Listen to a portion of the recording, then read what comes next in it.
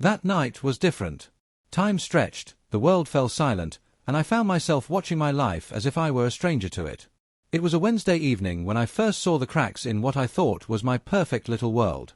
I sat at the kitchen table, nursing my second cup of stale coffee, my laptop open in front of me, pretending to review real estate listings for a client I couldn't bring myself to care about.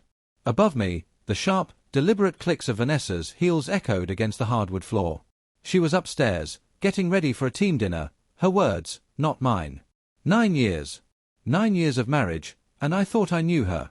I knew her favorite wine, the exact way she liked her back rubbed after a long day, the stubborn knot behind her left shoulder blade that tightened when she was stressed. I knew the woman who still kissed my cheek before every shift at the firehouse. The woman who once teared up over a note I slipped into her lunchbox, telling her she made me proud. Or at least, I thought I did. But that night, Vanessa wasn't getting ready for dinner with colleagues. She was getting ready to betray me. And worse, she thought I would never see it coming. It started with a phone call. My cell rang, private number. I usually ignored those, but something in me, something instinctual, made me answer. Is this Caleb Foster? A man's voice. Who's asking? My name's Marcus Wren. I work with your wife, Vanessa. I know this is going to sound strange, but I think we should meet. I have something you probably need to hear. A cold knot tightened in my gut. What kind of something? A pause. It's about her. And another man. She's planning something for Friday night, and trust me, it's not a surprise birthday party. I scoffed, my grip tightening on the phone. You serious? Dead serious. Look, I know you don't know me, and this might sound insane. But I've been where you are. And I made the mistake of ignoring the signs. You don't want to do that. His words struck something raw inside me. Every late meeting that never quite added up. Every unexplained scent of cologne that wasn't mine. Every quiet laugh she let slip while texting. Where? I asked. The Monarch Cafe. Tomorrow. Noon. I'll be wearing a navy trench coat. You'll want to hear this. I didn't sleep that night. Vanessa came home around 11:15, not terribly late, but late enough. She didn't smell like wine or food. She smelled like expensive cologne. Not mine. Her lipstick was fresh, her hair still perfect, untouched by the wear of a long evening. You still awake? She asked softly. I nodded from my place on the couch. Couldn't sleep. She leaned down, pressing a kiss to my forehead. You worry too much. Get some rest. I said nothing. Just watched her walk up the stairs, her silhouette swallowed by the darkness. She never used to go to bed without me. The next day, at noon, I stepped into the Monarch Cafe. I spotted him instantly, Marcus Wren. He wasn't a man you'd forget. Sharply dressed, but his eyes carried the weight of someone who had seen too much, lost too much. You Caleb? He asked as I approached. I nodded. Start talking. With a sigh, he slid a manila envelope across the table. Your wife's been seeing a man named Drew Callahan, head of sales at our firm. They've been sneaking around for months. Late meetings, lunch breaks, but now it's escalated. Friday night, they've booked a room at the Alderwood Suites. Room 512. Vanessa told her assistant she'd be out of town for a conference. My hands clenched around the envelope. Why are you telling me this? His expression darkened.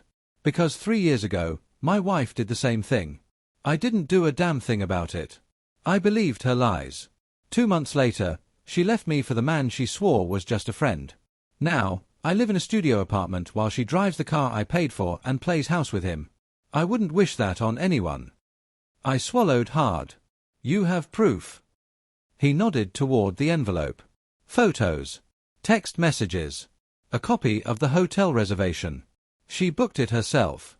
Didn't even bother hiding it. I didn't remember the drive home. I sat in the car for over an hour, gripping the wheel so tightly my knuckles turned white. The envelope lay untouched on the passenger seat, heavy with truths I wasn't ready to face. For a moment, I considered throwing it into the river near our house, pretending none of this ever happened.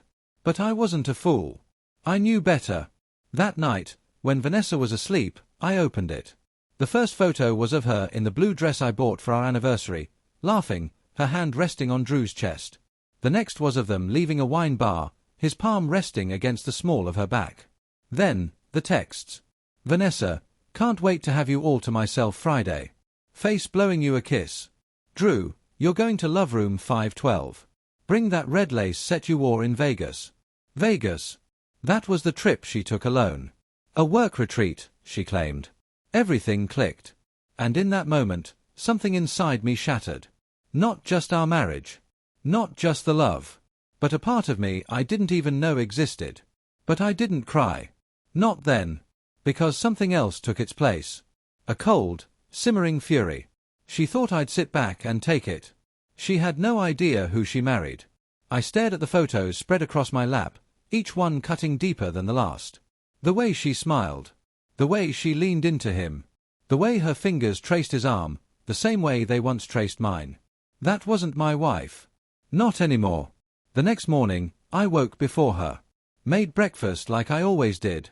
Eggs, soft and slightly runny. Toast, lightly browned. Coffee, almond milk, no cream. Just the way she liked. She came downstairs, wrapped in a robe, hair damp, humming like nothing was wrong. "You're sweet," she murmured, pressing a kiss to my cheek. "What's the occasion?" I smiled. Lied. "Just missed making breakfast for you." I studied her, really studied her. She looked radiant. Fresh-faced. Light. Like a woman in love. Not with me, though. With him. The name burned in my throat like acid. Drew. After she left for work, I picked up my phone. Made the first call. To an old friend. Corey Nash. Retired detective. He owed me a favor. "Hey, Corey. I need a guy. Discreet. Good with surveillance." He didn't ask why. Just gave me a name. Cameron Rhea. Private. Quiet. And very, very good at catching liars. An hour later, I found myself in Cameron's office, a dimly lit yet meticulously organized space that carried the faint scent of old tobacco and printer ink. He leaned back in his chair, his arms folded across his chest, studying me with an expression of quiet calculation. "You want eyes on your wife. Every move, every minute, starting now." His tone was steady, professional, but laced with a curiosity he didn't bother to voice. I exhaled slowly, pressing my palms against my thighs. "She's not about to cheat," I said, my voice cold and certain. "She already is." By 3 p.m., the contract was signed. By 6 p.m., Riker's team had already begun tailing her. And by 6:45, I had my first batch of evidence, clear, undeniable footage of Vanessa sitting in a dimly lit booth across from Drew, her fingers tracing lazy circles on the back of his hand. The same booth. The same bar. The same touch I had once thought was reserved for me. Friday was 2 days away. 2 days to prepare. 2 days to turn her carefully constructed deception into rubble. That night, Vanessa walked through the front door at 10:15, barefoot, heels dangling from her fingers. She smelled of citrus and white wine, her cheeks flushed in a way that had nothing to do with the alcohol. I was in the garage, a cloth in my hands, methodically wiping down the hood of my truck when she stepped in. "You're out here late," she mused, resting her shoulder against the doorframe. I didn't look up. Just needed some air. She twirled a strand of hair around her finger, watching me. "You've been quiet lately. Everything okay?" I met her gaze, steady and unreadable. "Everything's perfect." She crossed the space between us, her fingers grazing my arm in that familiar way that once made my breath hitch. "You sure?" I let her touch me. Let her lean in. Let her feel safe. Because the safest place is always right before the storm. Thursday came too fast. Vanessa was practically glowing that morning, her mood light, her movements almost weightless. She floated around the kitchen, her silk robe shifting around her frame as she poured herself coffee. The powder blue blouse she wore, one I had gifted her last Christmas, hugged her perfectly, paired with heels I hadn't seen in months. The scent of her perfume lingered in the air, sweet but sharp. She called it her feel-good outfit. I called it what it really was, her cheating uniform.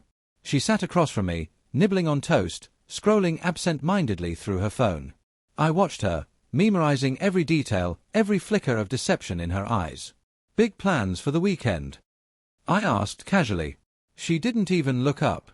"Not really. Might catch up on work, maybe visit my mom if I can find the time." Liar. And it wasn't just the lie itself that got to me, it was how effortlessly it slipped from her lips. How she didn't hesitate. Didn't fumble. How she had rehearsed it well enough to believe it herself. I smiled, nodding along as if I were none the wiser, playing the role of the oblivious husband. Because by the time she stepped into that hotel room tomorrow night, thinking she was in control, I'd already be 5 steps ahead. That afternoon, I met with Cameron again. He slid a flash drive across the desk. "This has footage from yesterday and today," he said. "She's meeting him again tonight. Same bar, same routine. Rooms still reserved." "Alderwood Suites," I murmured, my jaw tight. "Room 512. Cameron nodded.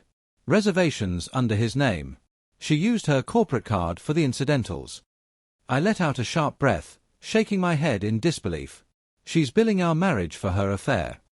A humorless chuckle escaped me, but there was no amusement in it. Only something sharp. Something lethal. "You want me to wire the room for audio, too?" Cameron asked. I met his gaze.